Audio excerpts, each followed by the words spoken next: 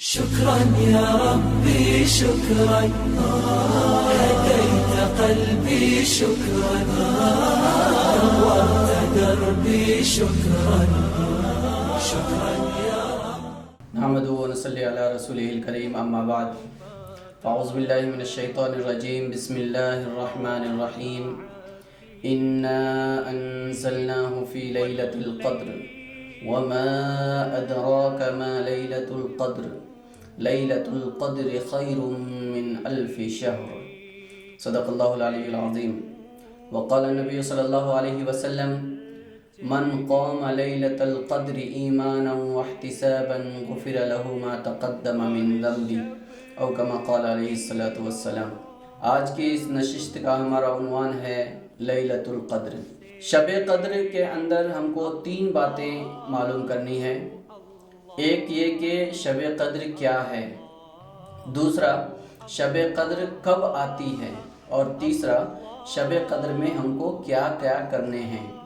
پہلی بات شب قدر کیا ہے، اس کا تعارف خود قرآن شریف نے کیا ہے.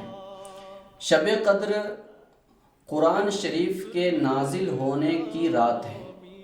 ایک ساتھ آسمان دنیا پر ایک ساتھ اسی رات میں قرآن نازل ہوا ہے.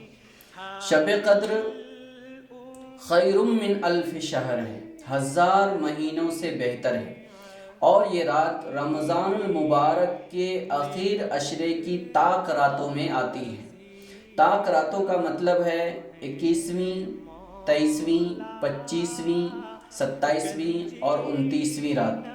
یہ 5 راتوں میں سے کوئی ایک رات ہوتی ہے. اس لیے رسول اللہ صلی اللہ علیہ وسلم شب قدر کی تلاش میں ہر سال آخری عشرے کا اعتکاف فرمایا کرتے تھے، اور آپ صلی اللہ علیہ وسلم نے فرمایا التمسوا لیلۃ القدر فی العشر الاواخر من رمضان، رمضان کے آخری عشروں میں شب قدر کو تلاش کرو.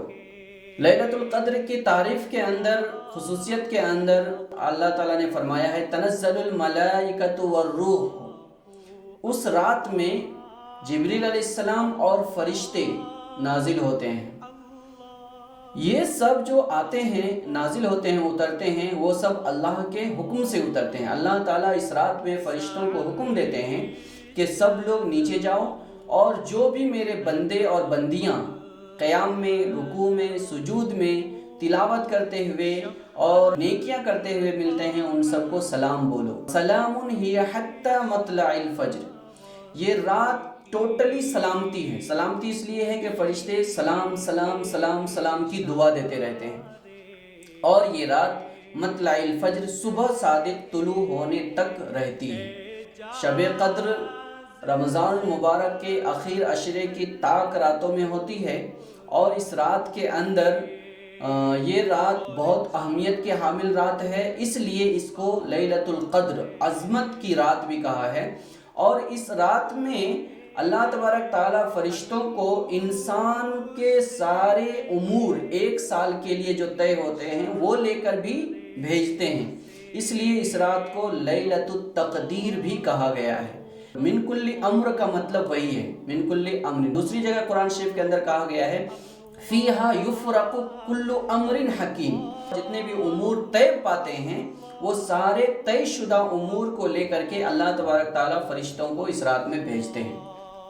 یہ رات بہت عظمت والی رات ہے. اس لیے اس رات کو کھوج کے لیے آپ صلی اللہ علیہ وسلم اعتکاف کرتے تھے. ہمیں بھی اعتکاف کرنا چاہیے. یہ رات ہم کو مل جاتی ہے تو ہم کو کیا کرنا چاہیے. اس رات کے اندر آپ صلی اللہ علیہ وسلم کی حدیث کے مطابق آپ صلی اللہ علیہ وسلم نے جو فرمایا ہے من قام لیلۃ القدر ایمانا واحتسابا غفر له ما تقدم من ذنبه. اس رات میں اگر کوئی شخص ایمان اور ثواب کی نیت سے قیام کرے گا تو اللہ تعالیٰ اس کے پچھلے سارے گناہوں کو معاف فرما دے گا. یہ اس رات کا خاص عمل ہے. اس رات میں خاص طور سے نماز کے لیے قیام کرنا ہے، نماز کی پابندی کرنا ہے. دوسرے قرآن کی تلاوت کرنا ہے، کیونکہ اسی رات میں قرآن کے نزول کا آغاز بھی ہوا ہے. شہر رمضان الذی انزل فیہ القرآن کہا گیا ہے. تیسری بات، اس رات کے اندر ہم کو صدقات اور زکوٰۃ بھی ادا کریں گے تو 1000 مہینہ جو ہم ادا کریں گے اس سے زیادہ اللہ تعالیٰ اس رات میں ہم کو ثواب دے گا. اس لیے اس رات میں صدقات، زکوٰۃ، قربات اور صلاۃ، نماز اور تلاوت اور نوافل اور ذکر و اذکار جو بھی ہم کریں گے اس کا ثواب خیر من الف شہر، اس رات میں ہم کریں گے تو دوسرے راتوں میں 1000 مہینہ کرنے سے زیادہ اجر اور ثواب اللہ تعالی ہم لوگوں کو عطا فرمائے گا۔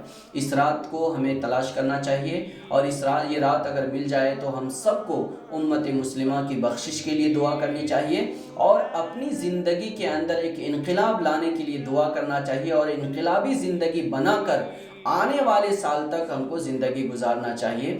ایسا اگر ہم لوگ اپنی زندگی کے طرز عمل کو ڈھال لیں گے تو ہمارا پورا کا پورا سماج ایک بہترین سماج بن جائے گا۔ اللہ تعالیٰ سے دعا کریں کہ اللہ تعالیٰ پچھلی امتوں کے مقابلے میں لیلۃ القدر ہمیں دے کر کے جو احسان کیا ہے اس کی عظمت اور اس کی برکت ہم سب کو عطا فرمائے۔ وآخر دعوانا ان الحمدللہ رب العالمین، والسلام علیکم ورحمۃ اللہ وبرکاتہ۔ کہ مذہب اسلام نے عمل صالح کے دائرے کو اتنا وسیع قرار دیا ہے کہ جس میں عبادات، اخلاقیات اور معاملات تمام چیزیں شکراً یا ربی شکراً، هدیت قلبی شکراً، نورت دربی شکراً۔